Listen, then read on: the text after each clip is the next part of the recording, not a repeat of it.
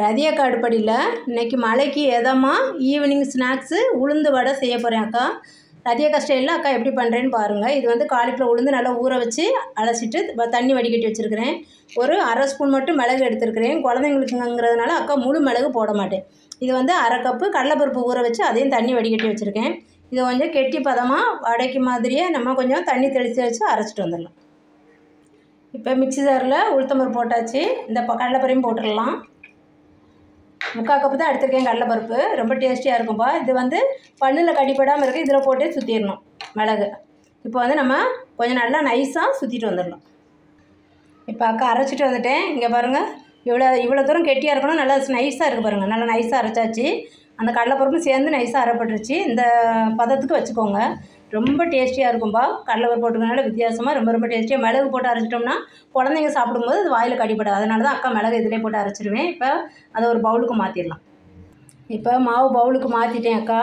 அதுக்கு வந்து என்னெல்லாம் போடுறதுன்னு பாருங்கள். ஒரு பெரிய வெங்காயம் நல்லா நைஸாக நறுக்கி வச்சுருக்கேன். கொஞ்சோண்டு இஞ்சி வந்து பொடியாக கட் பண்ணி வச்சுருக்கேன். ஒரே ஒரு பச்சை மிளகா தான், பெரிய பச்சை மிளகா பொடியாக கட் பண்ணி வச்சுருக்கேன். கொஞ்சம் கறிவேப்பிலை, கொஞ்சம் சால்ட் வந்து ஒரு அரை ஸ்பூன் தூள் உப்பு தான் எடுத்துருக்கிறேன். இது வந்து ஒரு ஸ்பூன் ஃபுல்லாக கார்ன்ஃப்ளவர் மாவு, அப்புறம் கொஞ்சம் ஜீரகம் போட்டுக்கலாம். ஒரு 1/4 ஸ்பூன் தான் ஜீரகம். பெருங்காயத்தூள் ஒரு 1/4 ஸ்பூன்.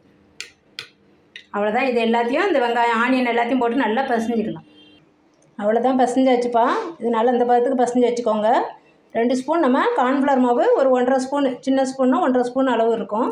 இப்போ நம்ம தண்ணியில் தொட்டுட்டு ஒரு வடை செட்டில் அக்கா எண்ணெய் காய வச்சுட்டேன். தண்ணியில் கொஞ்சம் கையை நனைச்சிட்டு அப்படியே நான் இவ்வளோ நாளும் வந்து கடலைப்பருப்பு சேர்க்கும் போது அக்கா போண்டா மாதிரி போட்டு எடுத்துடுவேன். நம்ம இப்போ வடையாகவும் போடலாம்.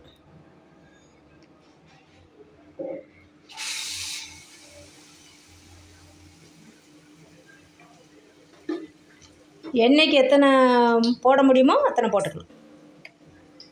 எவ்வளோ நம்ம எண்ணெய் ஊற்றுறோமோ அதுக்கு ஏற்ற மாதிரி போட்டுக்கலாம். எல்லாத்தையும் போட்டு வரேன் அக்கா. இப்போ எல்லாத்தையும் அக்கா தட்டி போட்டிருக்கிறேன்.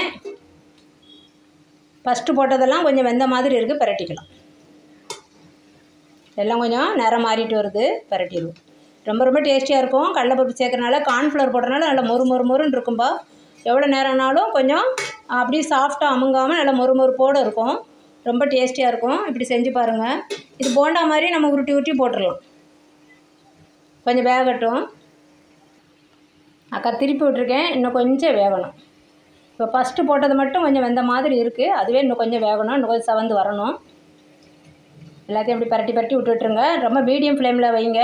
அப்படி இல்லைன்னா உள்ளே வந்து இது வந்து நான்ஸ்டிக் இல்லை, வெயிட்டான இரும்பு கடாயினா நம்ம வந்து ஹை ஸ்பீடில் வைக்கலாம். இது இரும்பு வடை சட்டி கிடையாதுப்பா. அதனால் நம்ம வந்து மீடியமில் வச்சு அப்போ தான் உள்ளெல்லாம் வேகட்டும்.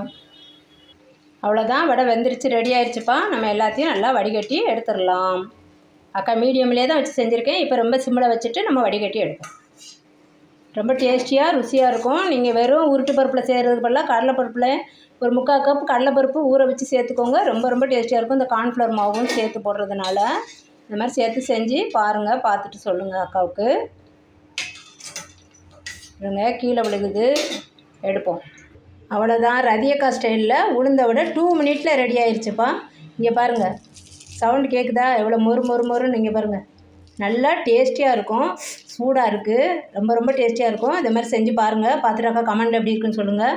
இதுக்கு காம்பினேஷன் வெறும் தேங்காய் வச்சு அரைச்சி, வெறும் தேங்காய் பச்சை மிளகாய் வச்சு அரைச்சி ஒரு பல் பூண்டு வச்சுக்கோங்க. அந்த சட்னி செய்யுங்க. ரொம்ப டேஸ்டியாக இருக்கும். சூடாக இருக்குது. ரொம்ப டேஸ்டியாக இருக்கும்ப்பா. இது நல்லா மொறுன்னு வரும். தெரியுதா? நல்லாயிருக்கும். செஞ்சு பாருங்கள். டீக்கு ரொம்ப சூப்பராக இருக்கும். இந்த மழைக்கு எதமாக ரதியக்கா ஸ்டைலில் இந்த மாதிரி உளுந்த வடை செஞ்சுட்டு அக்கா கமெண்ட்டில் எப்படி இருக்குன்னு சொல்லுங்கள் டேஸ்ட்டு. ரதியக்கா அடுப்படிக்கு சப்ஸ்கிரைப் பண்ணுங்கள். தேங்க்யூ.